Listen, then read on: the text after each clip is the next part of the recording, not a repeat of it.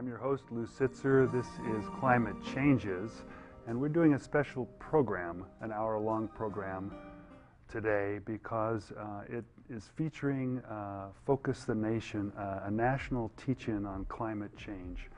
And what that means is that universities throughout the country will be taking a day to educate students about climate.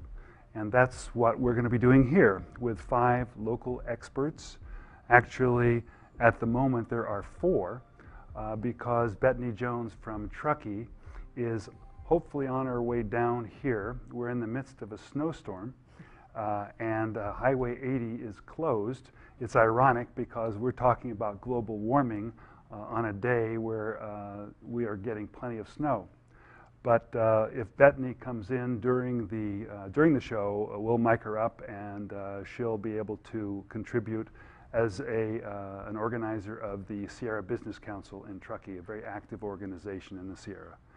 But let me introduce first our panelists, Janet Cohen from the Community Action Partners, who will also be talking about the Sierra Alliance, Carrie Timmer from the Sierra Nevada Conservancy, and Gary Reeder from Reedy from Circle, Renette Senham from Power Up in Nevada City. And so before we begin, I wanted to also mention as a clarification so that you're not just laughing in your seats about global warming while we're having a snowstorm, I wanted to mention the difference between weather and climate. Weather is something that happens day to day, week to week, month to month, and is variable and somewhat unpredictable, such as the cold winter that we're having right now, when you might think with global warming we would be having a warmer winter. But in fact, climate is something that is tracked over many, many years and looks at trends, and that's what we're going to be talking about today. The climate changes that the planet is going through and how that will impact our particular area, even though we're getting a lot of snowfall this year, which is great for us in terms of water storage and the environment. But over time, as you'll see and hear about, the climate has been changing and will continue to do so. So first, I'd like to start with Janet. Thanks for being here, Janet. Thanks for asking me. And I feel something of a fraud. I mean, around 3 years ago, I was asked to research and write about climate change for the Sierra Nevada Alliance in order to put together a toolkit for people working in the Sierra to sort of tell them the information about what was happening with climate change. And, you know, I had always sort of believed that climate change was happening, you know, sort of as an environmentalist. I just believed that it was happening, but didn't really know very much about it. Your explanation of weather and climate is really useful because, you know, generally we were tending to say, well, it seems pretty cold to me today. And the science of climate change had not got out there. This was pre-Al Gore. And what I found when I started researching was that the science was absolutely there, but that the scientists had not been able to bridge that gap between their information and getting it out to the public. And that's really what Al Gore did. But before I'd seen the film and before Al Gore had done his film, I started researching and found some extraordinary information, mainly from the United Nations Intergovernmental Panel on Climate Change, and also from organizations like the Union of Concerned Scientists. And the state of California had been doing a lot of research too. And I started gaily researching on the internet and looking at publications and talking to people, interviewing a lot of scientists. And it really struck home when, and we'll go to my first slide, when I saw this first slide as to what was happening. And this is a map of the polar ice that has been, the red outline is where the polar ice cap was in 1979, and then the white is where it is today. Now, why this struck home with me is because my son was born in 1979, so I could see a real difference in someone's lifetime, in someone who I knew very well, in a massive, massive change that was happening to the Earth and to the world as we knew it. And it was like, well, if this has happened in my son's lifetime, will it be there by the end of his lifetime? And the second slide, if you can go to that, shows, it's another graphic illustration of what's happening to the polar ice cap. We've got 1885 on the left, 1985, which is significantly shrunk, sort of another representation of what you just saw in the previous slide. And really 2085 is, if we don't do anything about it, there is going to be very, very little left of the polar ice cap. And at this point, we can go off that slide now, but not onto the next one yet. But at this point, I decided that really, rather than writing this book, I should probably be walking around in sackcloth and ashes, ringing a bell, because everything I was seeing was actually really pointing to terrible things happening. It wasn't in the news. It wasn't, as I say, Al Gore's film hadn't come out. You couldn't watch that on a plane crossing the Atlantic, as I did several months later. And nobody seemed to be taking any action on these really dire things that I was seeing. Another example of what I was seeing was, if you go to the next slide, is how global temperatures are going way through the roof. And if this is showing the past 140 years, and clearly since 1980, we've had a meteoric rise, and it's going way further. And this is a global picture from the last. Where are these taken from? Let's say the information, the data that's gathered and we're looking at. The 1850 to 2000 record is the U.S. Meteorological Survey has that. The next slide, though, if you can go to that one, is the Northern Hemisphere in the past 1,000 years. And obviously no one was monitoring in the past 1,000 years, in America anyway. There's actually very, very good, about 500 years of pretty good meteorological observation in Europe. And in fact, what I was finding in a lot of my research was that Europe was way further ahead for a multitude of reasons.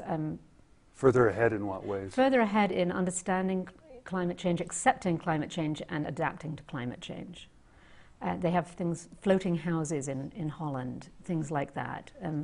There are checklists that I saw for builders in England, your climate change checklist, basically, as to what you should be looking for and how you should adapt. And still, at this point, 3 years ago, it didn't seem like anyone was doing very much. The 1,000-year record is really put together from paleoclimatologists, people who study, tree rings and things like that, and look at the historical record. Ice cores. Yes, absolutely. So again, you can see this vast increase in recent temperatures in the recent 20th in the 20th century. So there are some dips, but in terms of looking at the latest information, let's say the last 20 years, it seems like a fairly precipitous rise. Yeah, 11 of the last 12 years, 1995 to 2007, rank among the 12 hottest years on record since 1850, when sufficient worldwide temperature measurements began. Over the last, I can just go on and on with this stuff, but I'll give you another couple of really cool little things. On average, between 1950 and 1993, nighttime temperature, air temperature, increased at about twice the rate of daytime temperature. And that's very important for lots of species. They depend on nighttimes being cooler. I won't go on because you end up with this sackcloth and ashes scenario, which isn't always the best thing to do. The fourth slide I have, though, is a picture of, this is a picture of a glacier in Glacier National Park. In 1910, it contained 150 glaciers. There's only 30 left, and they're a third of their original size. And you can see the top picture on the right has a fairly substantial glacier, and it's sort of gone in the picture on the right, on the bottom. And this is, I think in California, this is the case in everywhere but Shasta. For some reason or another, Shasta is growing, the glacier there. But it's an anomaly. It's a strange little ecosystem of its own there. A study of 67 glaciers in Alaska showed that in the 40 years from the mid-1950s to the mid-1990s, these glaciers thinned by an average of about 1.6 feet a year. And they repeated the measurements in the mid-1990s. The rate of thinning had increased to nearly 6 feet a year. And so in terms of loss of glaciers, what would you think the impacts of loss of glaciers? You might be talking about this later, but to make the connection now, so we lose some glaciers. What does that actually mean in terms of the environment? I think that it's almost, I mean, to be fairly glib about it, it's the tip of the iceberg. Really, if you're seeing an ecosystem disappearing that was formed over millions and millions of years, and it's never going to come back. The formation of glaciers precisely. itself takes So if you're talking eons. but that goes for forests, that goes for oceans, that goes for many of the things we take for granted. And it's really, as I say, a very obvious demonstration of what climate change is doing. So if we can go on to the next slide, that would be good. This is a fairly complex graph showing what will happen in California in particular.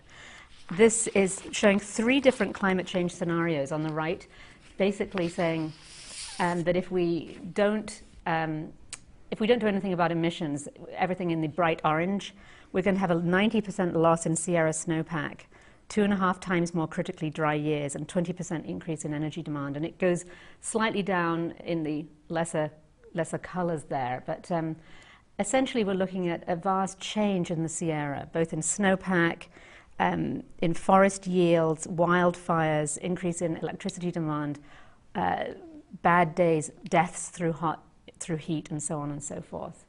And this really is a graph that shows that we have to do something, or else the worst scenario will happen.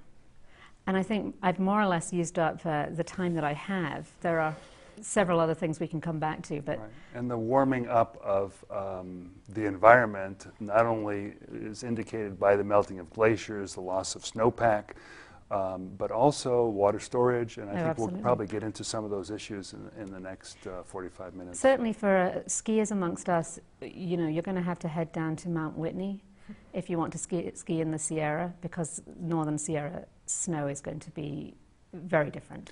And on that note, I want to welcome Bethany Jones from the Sierra Business Council and Truckee, showing that Truckee folks are tough. Neither rain nor sleet nor snow will get in your way. So welcome to the show. And it's actually snowing harder down here than it was up there, but apparently people don't know how to drive because they closed 80. Well, at least we can enjoy the snow here without worrying about you now. So next is Carrie talking about the Sierra Nevada Conservancy and the perspective that organization brings. Carrie? Right, thank you. Thank you for having me here today. This is a wonderful opportunity. You might wonder why the Conservancy is sitting at this table, because we are not the state agency that is typically responsible for things having to do specifically with climate change. But we do have as our area of interest the entire Sierra Nevada region. And if we can show the map, you'll see exactly what that encompasses. It's quite large. We have to move on from this map. This is showing the lack of snow for skiers in the future. Which is, of course, of great interest to most of us who choose to live here in the Sierra. But if you see when you see the map that shows the boundary of the Sierra Nevada Conservancy, you'll see that we cover 22, all or parts of 22 counties out of the 50-some, 54, I think, that make up the state of California. And that's roughly 25 million acres of landmass and water resources in the state of California. You can see it now on the map. So there's lots of things going on within this area that are both a result of climate change and that are potentially going to impact climate change as we anticipate it to affect us here in the region. The Sierra Nevada Conservancy we cover 40 incorporated cities, 212 individual communities, and countless jurisdictions at all levels of government. So it's a fairly complex system that we are working within. But what's important about the Sierra, and this is what we hope people will start to recognize, is that we provide about 2/3 of the state's water resources. We export that water out of the Sierra Nevada region for use down in the valley for agriculture, in the urban areas of the state for drinking, residential drinking water, and so forth. In addition to the water resources, we have a growing tourism industry with roughly 50 million visits per year to the wide range of resources that we offer in the Sierra. We're also, we provide the habitat for roughly 2/3 of the animals that exist in this state and about 50% of the reptiles and amphibians. So this region is critically important, which is why the Conservancy especially believes that we need to address climate change issues head-on, and we need to address them in the sense of what the impacts are here in the Sierra and how the Sierra itself can play a role in addressing what we think is coming down the pike for us based on the research that Janet has talked about and that other panelists will talk about later. One thing I want to explain about the Sierra Nevada Conservancy, we are somewhat different from other conservancies in the state. There are 9 altogether. And we are an official state agency. We operate under the umbrella of the Resources Agency.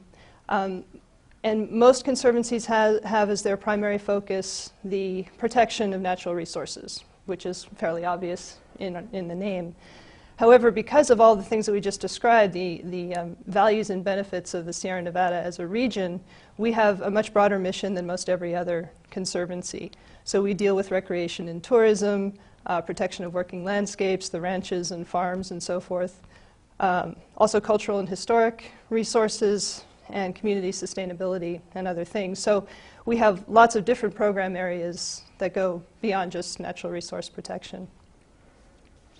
And there are a couple of photos I think we have that might interest people in terms of expressing some of the great values that are protected through the Conservancy and the efforts of everybody really sitting at this table. Now this one looks close by. Yes. Somebody else identified it in the room as Serene Lakes, was it, Rich? Sardine. Sardine Lakes, sorry. So that's right here in the Sierra Buttes, basically almost our backyard. And I think most people can relate to this next photograph, the great and wonderful oak woodland areas that the Sierra Nevada contains in it, especially in the foothills. And what's interesting really about the oak woodland areas is that they're primarily privately owned. And so they need particular attention and protection so that we don't lose any more of them, because they offer such a wide range of habitat values and other values. So that is an area that is of great interest to us at the Conservancy, to work with private partners, private landowners, to come up with solutions that help keep those important areas protected. And so the Conservancy itself has many tools that we can offer and services that we can provide to people as a state agency. One of the primary ones that maybe some folks who may be watching tonight would know about is the grant program. We, we receive funding through propositions, most recently Proposition 84, which is a water quality and watershed health protection bond act that passed by the voters of the state of California.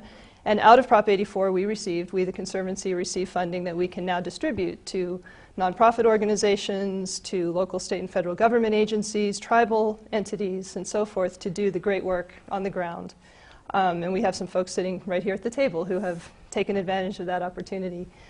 We have a couple of different kinds of grant programs, and I won't go into that level of detail here, but please do contact me if anybody has questions about our grant programs. You can also find extensive information on our website, which we'll show later, I think. We're showing it right now. Perfect. So good timing. Excellent. And in addition to the grant program that we have, we also offer technical assistance. So if you are developing a project that maybe addresses climate change issues or watershed protection or community sustainability, we can offer our own resources within the Conservancy, as well as potentially connect you with other resources at the state.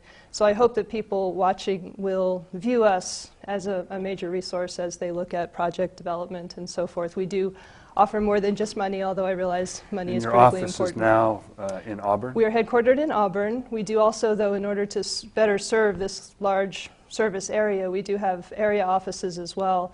We have one up in Susanville that services the northern portion of our region. We have another in Mariposa, and then a third down in Bishop on the east side. So we spread ourselves widely in the hopes that we can really be on the ground in the community and help people where they live instead of asking them to come where we live. And the other thing that we really are focused on is outreach and education. And I think that's primarily our closest tie right now to the climate change issue.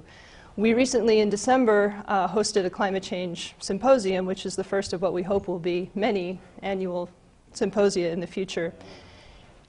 And we chose as our topic for the first symposium climate change.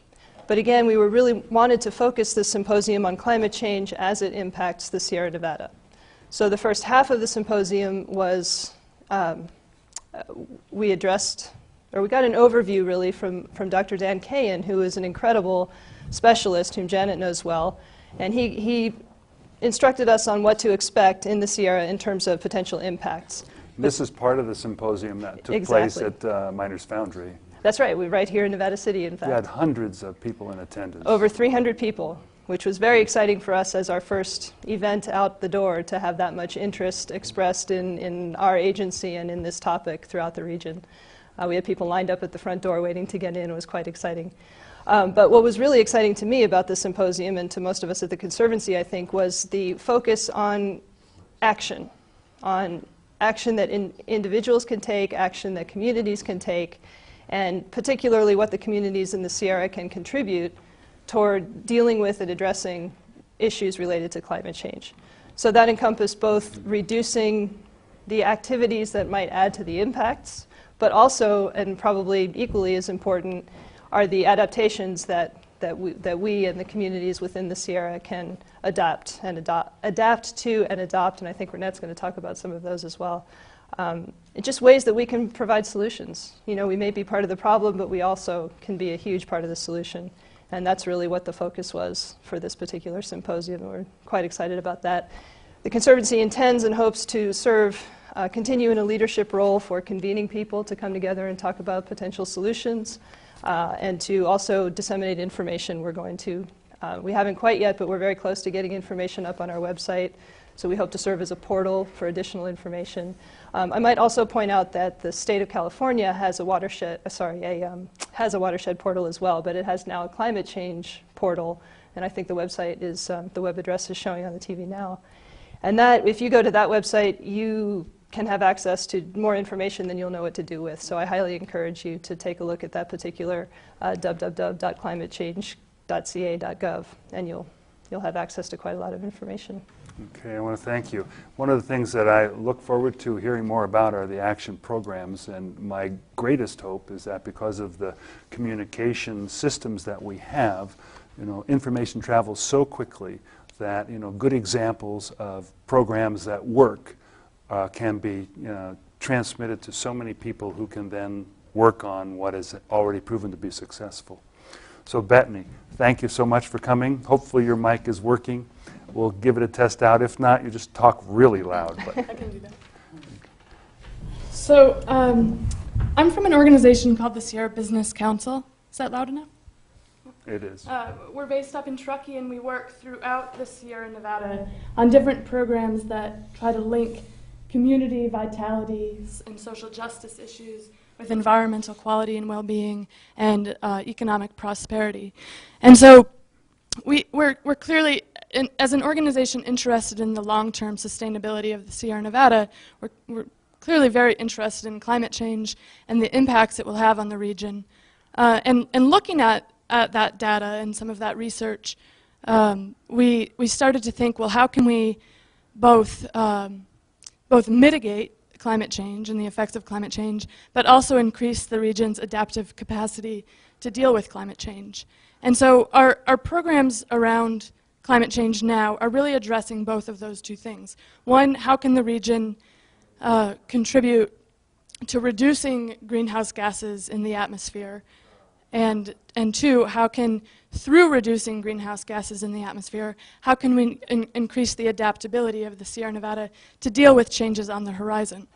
So I have a graphic, if you want to put it up, and I'll start at 12 o'clock up there.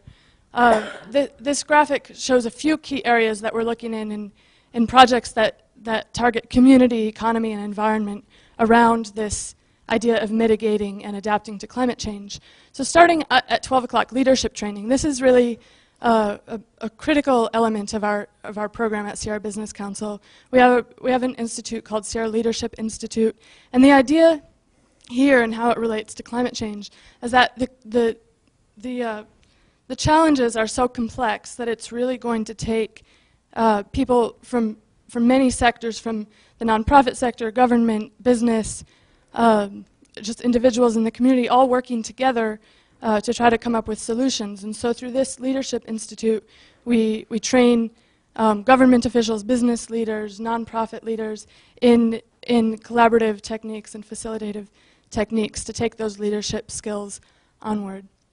And then moving clockwise, livable communities, something that we've been focusing for a long time through our planning program, is creating the tools for walkable, transit-oriented, mixed-use communities.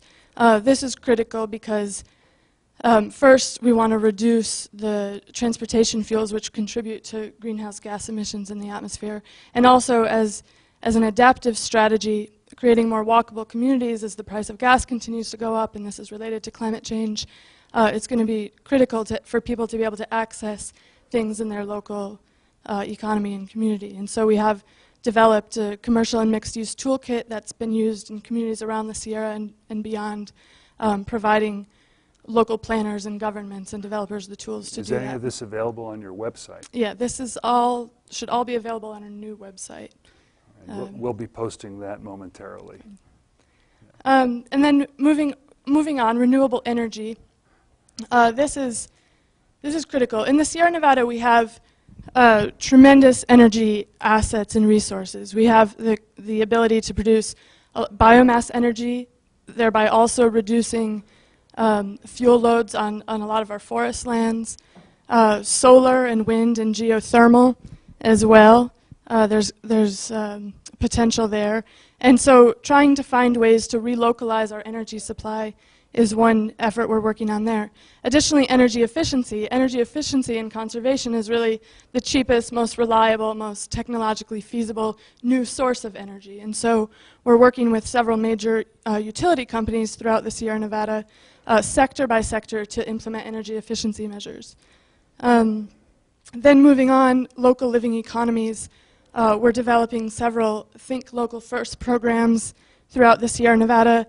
These are designed to get people supporting independent, locally owned businesses to improve the self-reliance, self-sufficiency, and just efficiency of economic transactions in our local economies through supporting local businesses. And we're piloting programs like that in a few different communities around the region. And then green building and development. This is another critical piece of it.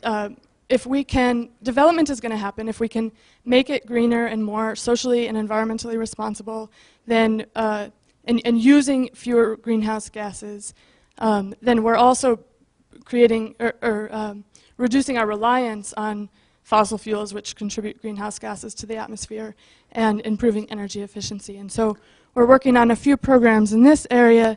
Namely, one that's quite interesting is working on the redevelopment of the Homewood Ski Resort.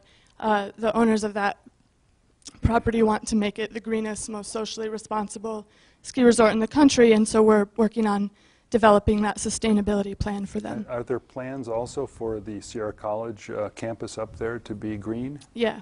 So, I mean, Absolutely. there's a lot happening in the Truckee area that's really model for the rest of us. Absolutely. There's another organization called the Sierra Green Building Association, SIGBA, and they're working on a lot of those issues as well. We're working closely with them. Then moving on to the environment. This touches on some of the statistics and data that Janet was presenting. Water is going to be big. It's already a big issue in California. It's going to be a bigger challenge with earlier snow melt and runoff. This will affect both the quality and quantity of water for drinking in California. About 2/3 of California's water comes from the Sierra Nevada. It's also an issue for power generation, because about 40% of California's power is from hydropower, and there's not enough storage capacity to store that water from earlier runoff to continue producing that power at peak needs. And so a lot of the work that we're doing is looking at how to do watershed restoration, how to delay snowmelt through a program called the Ski Area Erosion Control Program, which is a collaborative of many of the ski resorts in the country, or in the Sierra Nevada, looking at best practices for reducing erosion. And then another project area under the environment is looking at carbon sequestration.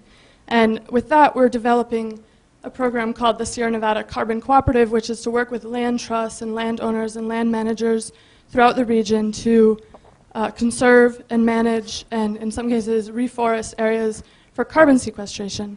This is really critical because in order to ensure that carbon that you're taking out of the atmosphere will be stored in perpetuity, you need to manage the forests for fire, pest, pathogens, and other threats to that forest land. So, just to interrupt you a moment about sequestration so that people understand the term, it's the trees basically ingesting carbon and keeping it, and the fewer trees we have, the fewer opportunities for sequestration. right. The only natural process by which carbon dioxide is taken out of the atmosphere and put back on Earth is photosynthesis. And so if we lose our forests, we lose our only process for doing that. And so conserving the forests and managing the forests so that they don't burn down is a critical piece of that. And additionally, this leads into the idea of a conservation strategy at a landscape level. Species will shift with climate change, and part of the goal of doing landscape level conservation and forest conservation is to provide those species somewhere to go, both plants and animals. We need a conservation strategy that focuses on connectivity and corridors so that species can move and can adapt. And so those two things sort of go hand in hand. And then finally, affordable housing is a critical piece of the adaptation and mitigation strategy to climate change. People need to live where they work, and this will reduce the burning of fossil fuels and contributions to greenhouse gas emissions by the transportation sector. And also, it's critical, given the projected more storms, more potentially disease, that people can live in the places that they work so that they can quickly respond to new disasters that we may not even imagine in those communities. And so with that, we're looking at establishing a community land trust and other affordable housing measures. And so those projects kind of target the three spheres of what we try to do at the Sierra Business Council, and around this idea of mitigating and adapting to climate change. Well, that's great. I was very impressed at the symposium about what the Sierra Business Council is doing, and so I hope the viewers will pay attention to what's happening in Truckee and visit the website. So thanks, Bethany. Thanks for coming all the way down from here. And Gary Reedy from Circle, please introduce your topic, because it's an interesting one. Well, I'm going to start general, but then I will get specific to a particular critter who also is facing a challenging, changing climate, and one that we care a lot about. But I'm with South Yuba River Citizens League, most people know as Circle, and it was founded in 1983 and prevented dams that we can all the better evaluate these days as unnecessary from being built on the Yuba River, and subsequently effectively channeled so much grassroots citizen involvement into designating the South Yuba River as a wild and scenic river, as well as helping to establish some of our well-used and loved recreational lands along the South Yuba River. So how does Circle as a river organization, river-oriented organization, enter into the climate change world and these other organizations that are so clearly and effectively addressing the problems and the opportunities for people to take action around climate change? Well, Circle is known throughout the state of California and largely through our Wild and Scenic Environmental Film Festival throughout the nation as an extremely effective watershed organization. And we have a variety of projects and opportunities for people to get engaged in their watershed to address climate change. You might explain watershed, because it's a term some people are not familiar with.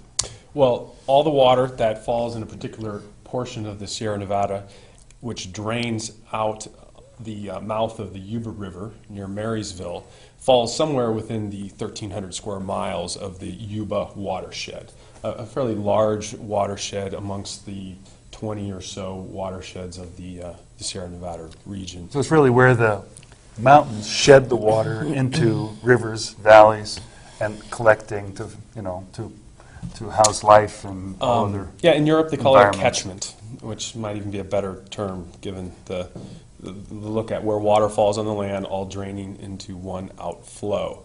So we live in this area. We love the Yuba watershed. We love the Sierra Nevada, but the Yuba River is particularly inspiring to many people. And we already have so much interest from people who care and love the Yuba River to get involved in a way that helps us and our co-inhabitants here in this watershed deal with the changing climate. You know, there's so much to do with an atmosphere that is threatened, but there is also an opportunity to get on the ground about this and allow that inspiration of the river to compel you to take action and to get involved with a variety of causes, campaigns, and actions. So the largest thing that we're doing now is as a watershed organization, an organization looking at how we protect and restore the values in our watershed ecosystem, is getting involved in water management policy and watershed restoration projects, not just from the headwaters of the Yuba watershed. Donner Summit, for example, is threatened with some development that's not sustainable by many experts' opinions. On down through the lower Yuba River and even to the Feather River, the Yuba flows into, down to the San Francisco Bay and the Delta, which we know has some serious environmental problems. I mean, we really take that scope of influence from our local community and what we can do to affect conditions in that greater watershed region. Janet provided some very interesting statistics showing the increases in water temperature, air temperature, but that does translate into water temperature, and our cold water habitats that our native fishes and our amphibians depend upon is going to be migrating upstream, and our river is going to be going through a lot of changes with less snow melt, less snowpack, more rain on snow events. We're going to have a flashier river.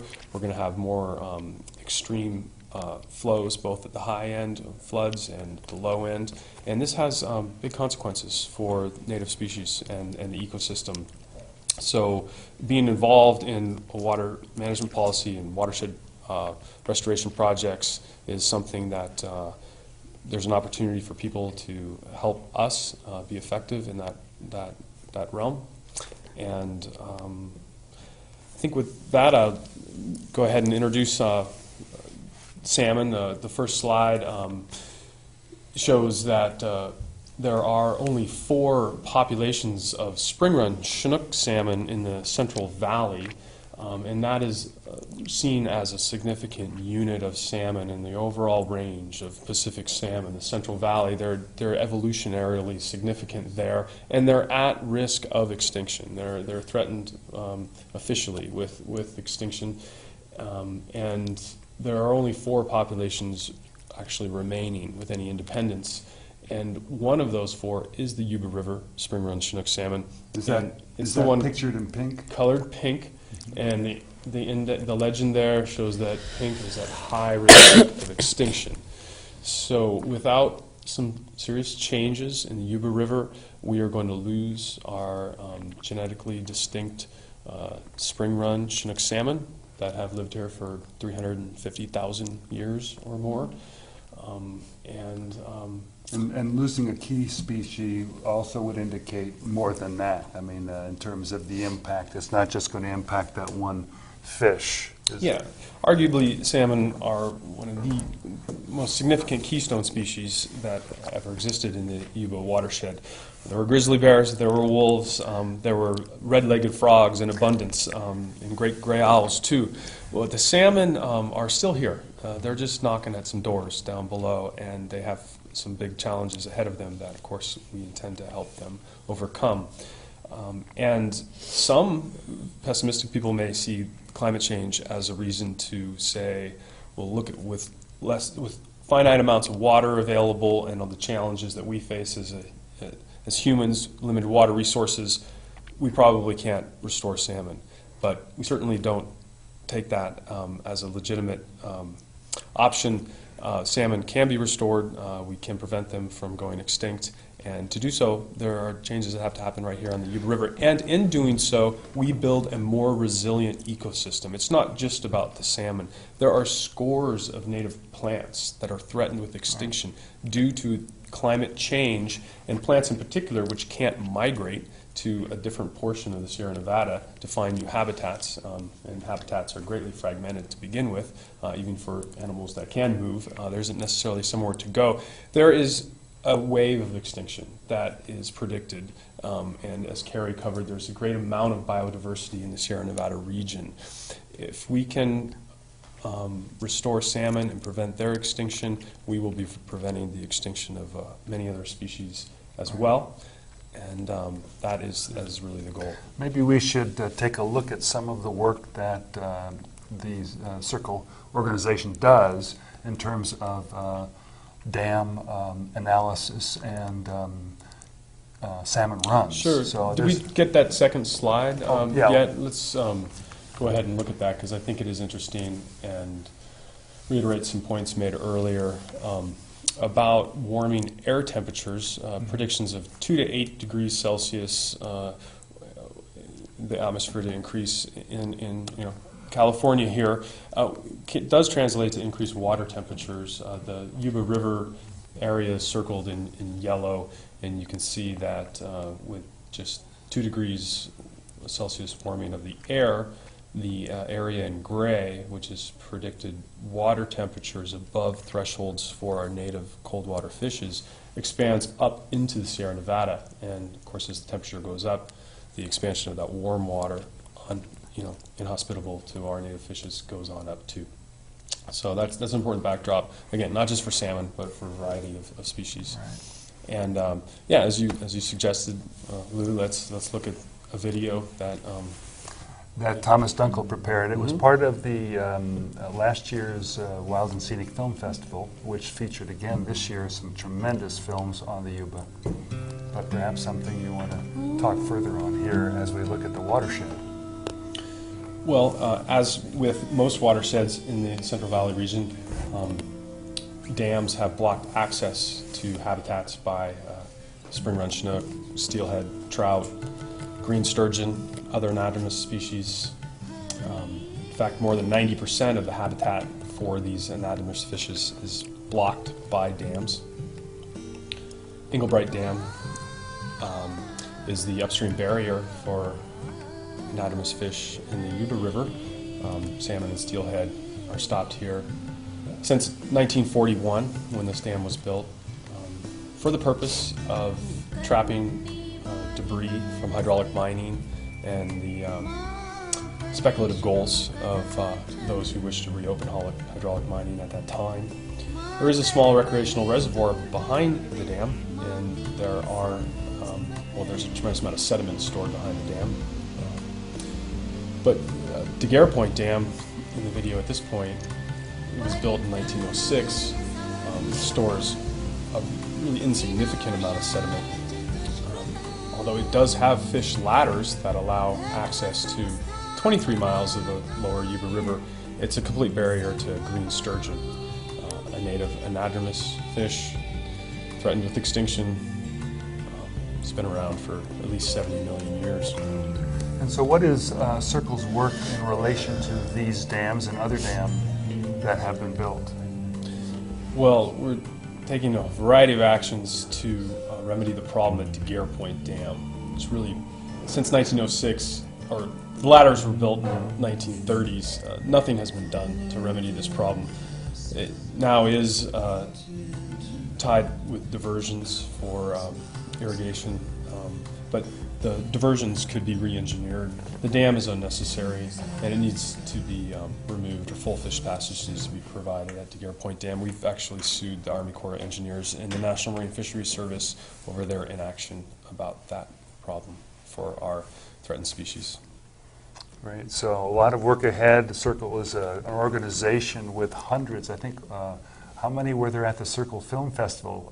550 volunteers. 550 volunteers, and you have all sorts of river river watchers. And if I could just speak real briefly about that. I don't have time to list the many ways that volunteers can get involved with Circle right here in the Yuba watershed, but one new way that represents a variety of citizen-supported data gathering and assessment is a meadow health assessment project. Meadows are a natural way to store water and to provide ecosystem resilience. Virtually all the meadows in the Sierra Nevada are impacted by cattle grazing or dredging and diversion, and have a history now of neglect of those problems as well as exotic species. So we're actively assessing the health of meadows and using quite a lot of citizen involvement in doing that. I think the Land Trust, too, is working in those areas as well. But we need to move on so that Renette is not left out. So, Renette, one of the co-founders of Power Up NC, and a real activist in our community. So thanks for being here, and educate us. Power Up NC, I'm sure, is the youngest organization here. It's only about 1.5 years old. It came out of another organization called APPLE, Alliance for a Post-Petroleum Local Economy.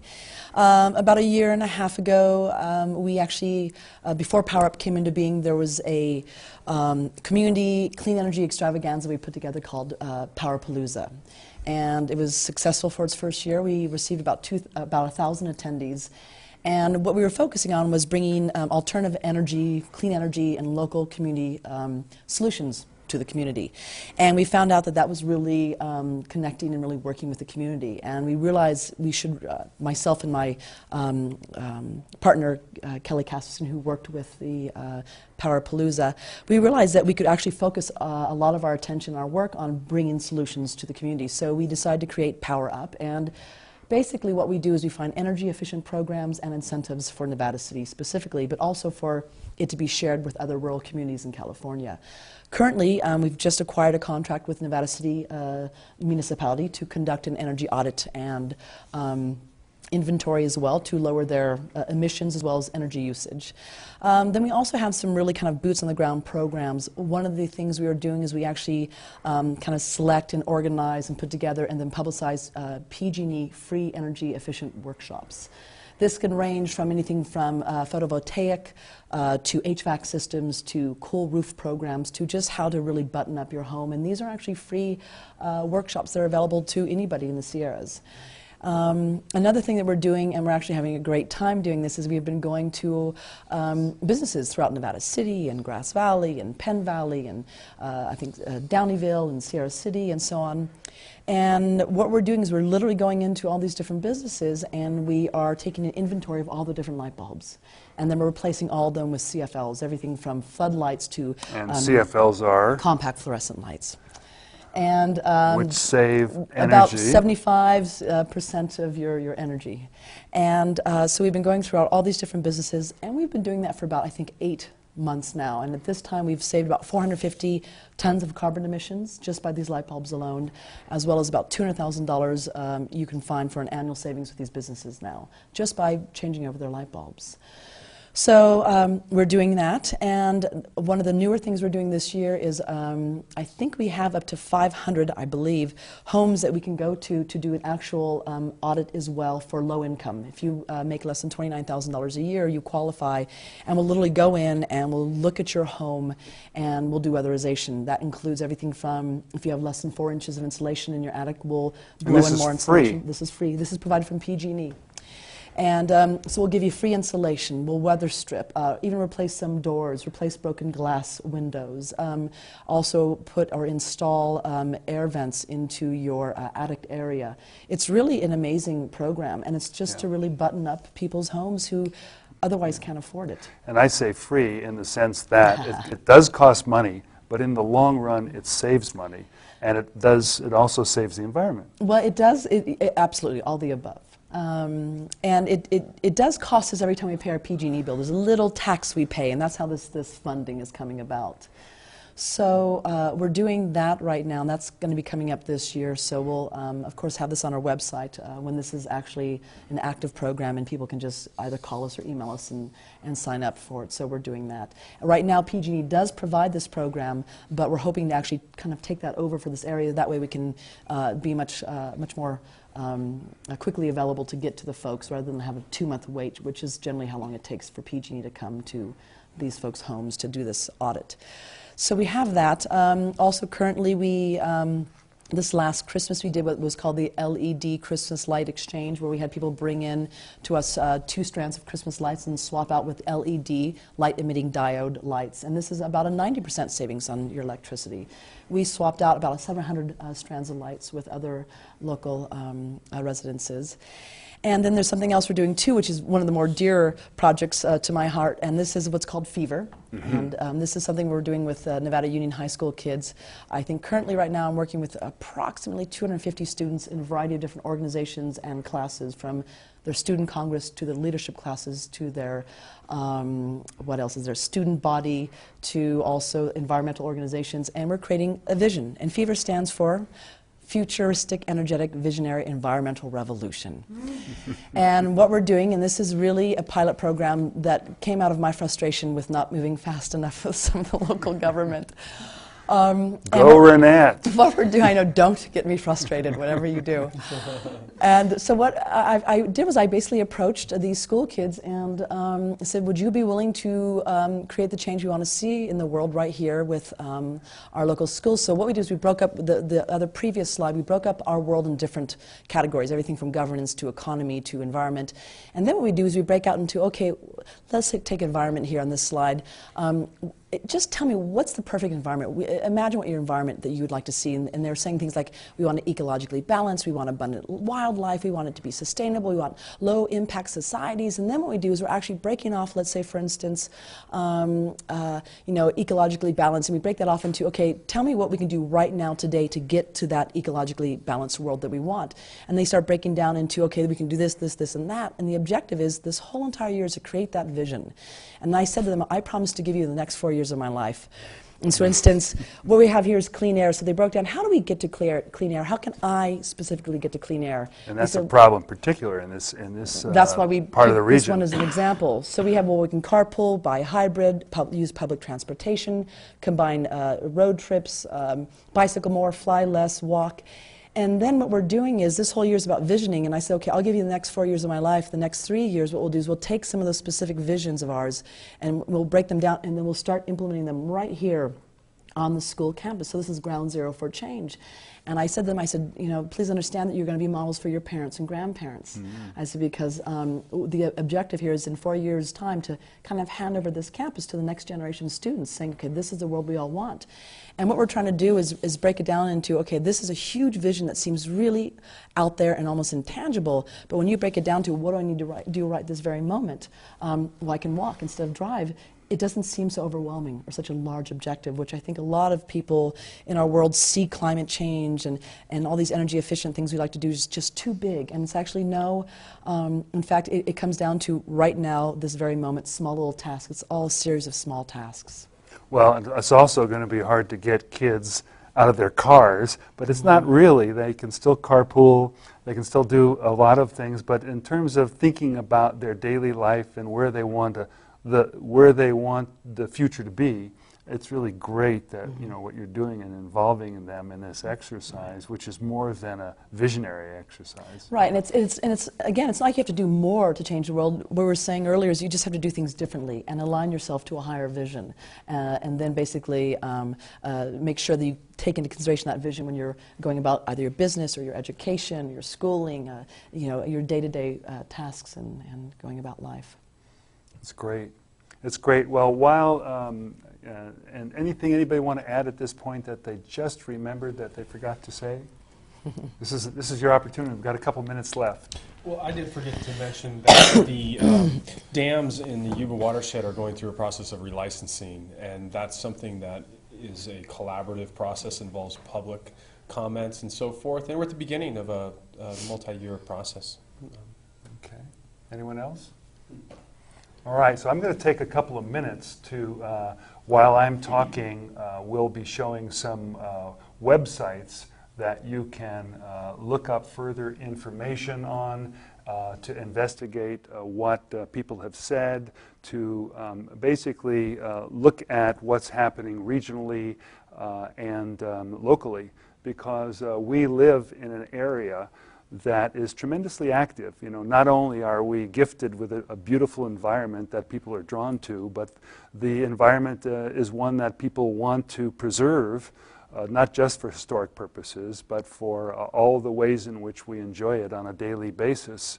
And these are some of the websites that you can visit. Janet, did you want to say? I'd just like to add another website, which is www.sierranevadaalliance.org.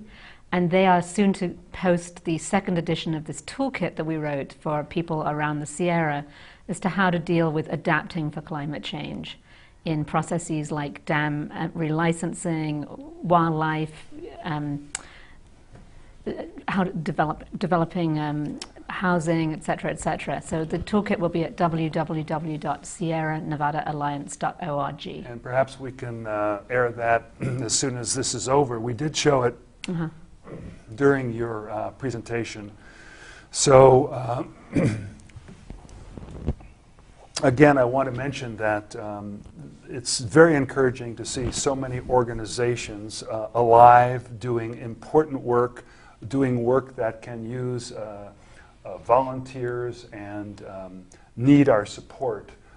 It's wonderful modeling, and not only are we paying attention to one another, but we're also paying attention to what's happening in other areas of the world that help us to learn faster, better, healthier.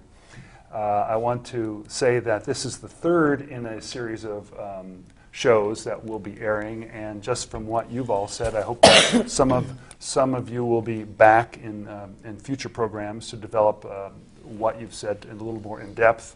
And also, I hope to have PG&E here to do a workshop for the public, because this is a way in which we can take daily steps to really improve what our lives are like. And it does actually influence. I say, well, what is it really to turn off a light when I leave a room, or to close a door to make things a little bit more compact and save energy.